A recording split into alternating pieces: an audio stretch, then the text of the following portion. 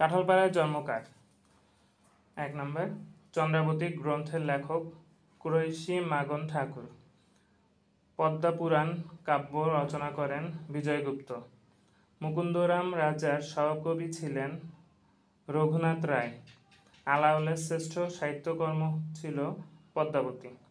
শেখ কবির বৈষ্ণব পদ রচনা করেন। মাগন ঠাকুরের গ্রন্থ চন্দ্রাবতী। কাঁঠালপাড়ায় জন্মগ্রহণ করেন বঙ্কিমচন্দ্র চট্টোপাধ্যায়। অনল প্রবাহ রচনা করেন সৈয়দ ইসমাইল হোসেন সিরাজি। মীর মশাররফ হোসেনের নাটক বেহুলার গীতাভিনয়। ৩২ সিংহাসন রচনা করেন মৃত্যুঞ্জয় বিদ্যালঙ্কার। মহুয়া পালাটির রচয়িতা দ্বিজ কানাই।